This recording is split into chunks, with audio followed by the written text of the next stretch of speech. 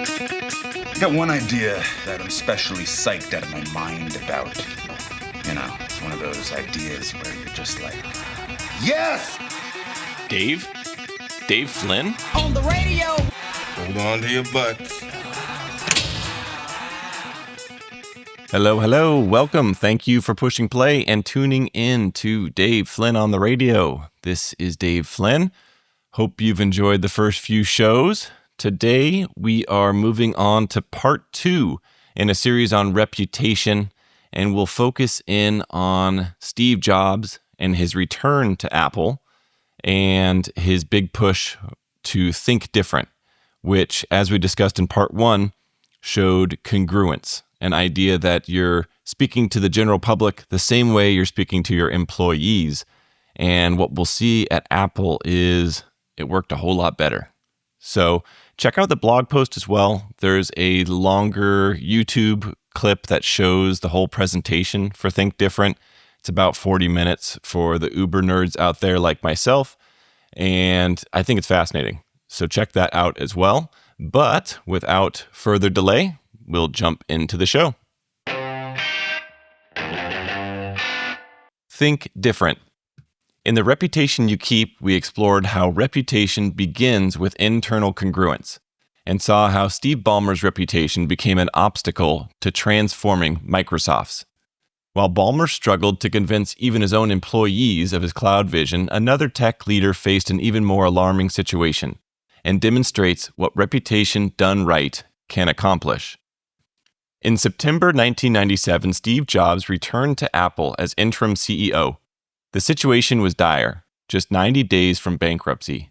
They'd lost over $1 billion the previous year and were losing market share to Windows PCs. Jobs saw how the company had atrophied in his absence. Too many products, no priorities. People were confused. He began the march back to relevance with a launch meeting to discuss their new campaign, Think Different. Jobs understood that before Apple could sell computers, it needed to sell values, both externally and internally.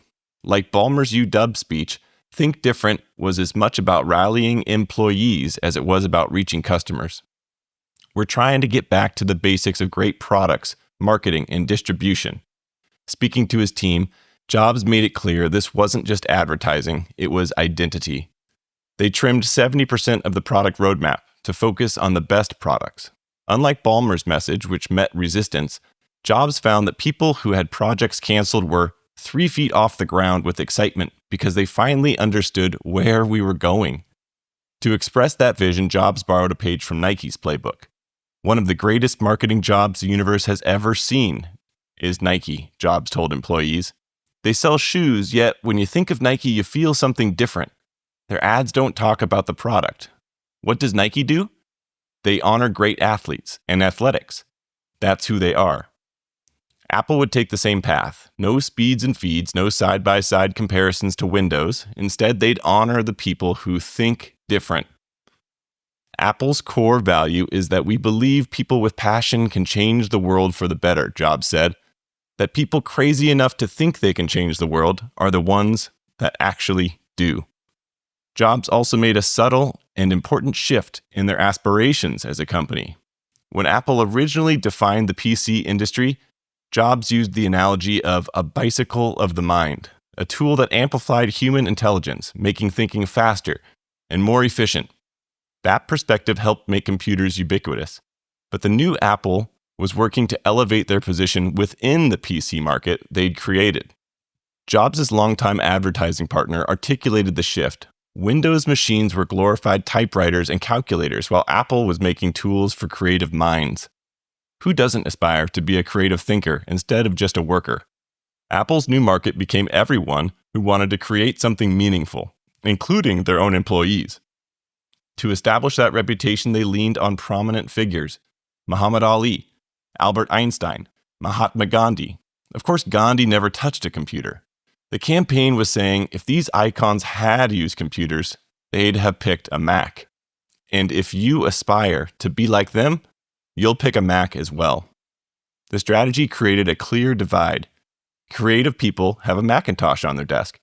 Regular workers use a Compaq or an IBM with Windows.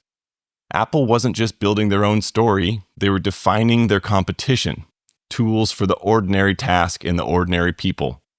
Apple's internal message matched their external one. We make tools for creative people because we are creative people, those who think different and are changing the world.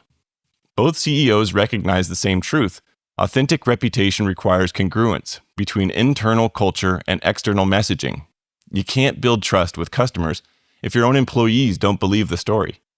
The difference was Jobs had the credibility to make that alignment stick, while Ballmer had to fight for it every step of the way.